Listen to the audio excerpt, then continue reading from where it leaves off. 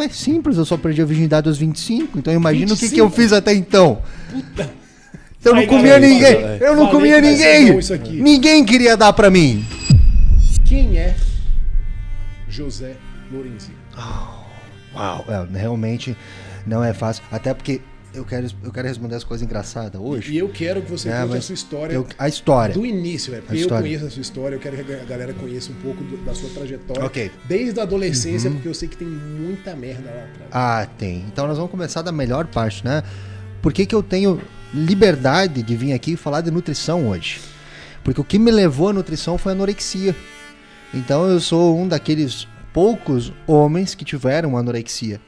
E na época, eu tinha meus 18, 19, até 20 anos. Foi um período cinza da minha vida, em que eu estava isolado, sem amigos.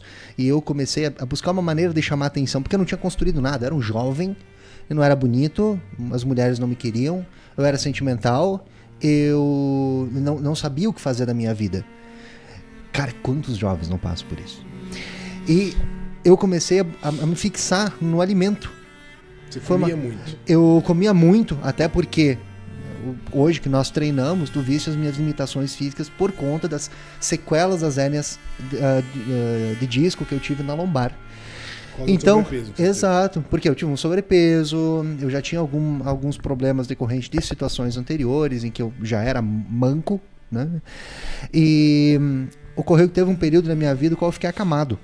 Eu era jovem ainda, eu estava acamado, eu não conseguia me mover, de dor. E então, esse foi um período que eu engordei muito. Era tratamento, fisioterapia, ficar em casa comendo, engordando. E para mudar com isso, eu comecei a controlar a minha alimentação. Só que eu descobri que emagrecer viciava. É um padrão do anoréxico, inclusive. Porque ele tem uma inversão do que causa prazer a ele. Porque em um indivíduo normal, comer causa prazer. No anoréxico, a privação causa mais prazer do que o alimento.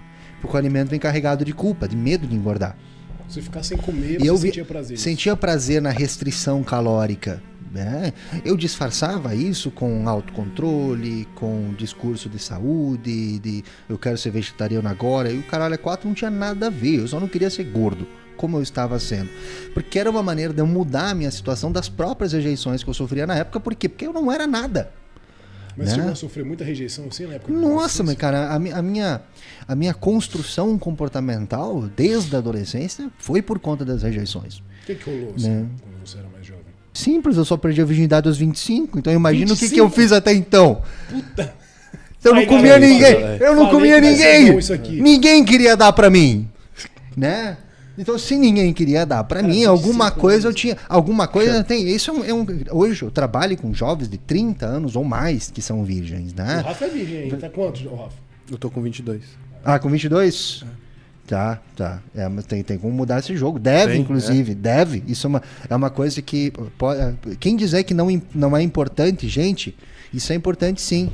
Porque é um sinal de que você não está sendo selecionado. Ah, eu sou geração você Z. Não, Betinho. Porque se eu não fui até os meus 25, é porque eu não tinha valor a apresentar, eu não tinha um comportamento masculino, eu não tinha nada que chamasse atenção. Então, aos meus 18 anos por aí, eu comecei a emagrecer, eu vi que aquilo me viciou e eu não consegui mais engordar depois. Aí eu falei, cara, como é que eu vou recuperar meu peso se eu não quero engordar? E eu comecei a ler tudo sobre nutrição e eu comecei a fazer academia. Foi duplamente bom e ruim. Ruim porque piorou a minha situação das hérnias lombares, então eu perdi musculatura que nunca mais foi, nem será recuperada por conta dessa lesão tão grave que ficou. Mas eu comecei a observar que eu queria recuperar o meu peso com o mínimo de ganho de gordura possível. Em vez de ir no psicólogo e no nutricionista e resolver isso de uma maneira simples... Fácil. Que é só tu seguir o que o profissional te diz, teimoso e obtuso, eu pensei, não, eu tenho que descobrir como. Eu tenho que criar uma maneira de fazer isso. Então eu comecei a testar. E aí eu ia pro treino, e aí eu tentava comer um pouco a mais do que eu suportava comer.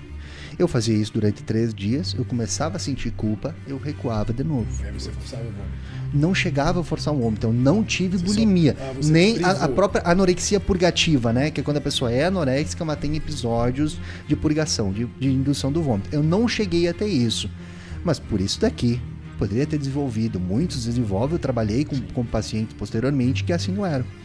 Mas eu comecei a testar, falei, cara, eu preciso encontrar uma maneira de fazer com que o alimento volte a ser prazeroso, mas que eu tenha controle sobre isso para que eu recupere meu peso da maneira mais limpa o possível.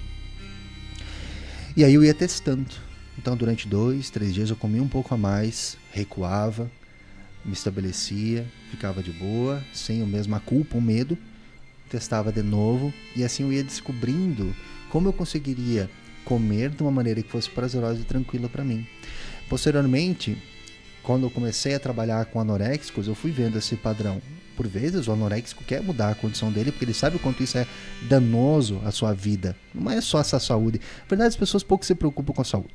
Tá? As pessoas se preocupam com o que elas vão vestir, se elas estão cabendo nas roupas, e como elas se sentem. É isso que as pessoas se preocupam. Então, a saúde em si vai fazer diferença depois do infarto. Né? Aí sim, depois do meu tumor, nós chegaremos lá. A gente vai chegar lá. A gente começa a se preocupar com saúde, né? Mas até então eu vi esse padrão nos anoréxicos. Aí eu entendi, cara, por que as pessoas tentam dar dieta de engorda para um anoréxico? Não vai, né? Nunca que isso vai funcionar. Então eu entendi naquele momento e posteriormente trabalhando com anoréxicos, eu disse, olha, eu não quero te engordar. Não faz sentido eu querer te engordar. Eu quero que tu volte a ficar tranquilo contigo mesmo, que tu coma o mínimo possível dentro daquilo que tu vai te sentir bem e que tu vais voltar a ganhar massa magra. Porque é isso que nós queremos que você ganhe. E a pessoa vai perdendo o medo gradualmente de se alimentar, né? Mas tem que ser gradual e nunca chamar isso de dieta de engorda. Porque não funciona. Não vai. Então eu fui descobrindo, eu fui entendendo sobre as variáveis, os padrões alimentares naquela época, antes de começar a faculdade. Mas isso foi o que abriu as portas para eu cursar nutrição. Então quando eu entrei no curso de nutrição, eu já tinha noção de fazer minha dieta. Mas você ainda estava nesse período de anorexia? Eu ainda estava com os resquícios dela, porque eu ainda estava magro. Você chegou a quantos quilos, assim, você lembra? 53. Você tem quanto de altura? 1,75 m, 53 quilos. Caraca. Né? Para um indivíduo que não era normal a mim aquilo, porque eu sempre mantinha meus 70. Né? Então eu estava abaixo do peso e eu reconheci, eu falei, cara, eu olho pra mim, eu não gosto do que eu vejo aqui, isso não é certo, não é normal, eu estou mal mesmo, mas como é que eu faço para recuperar o meu normal?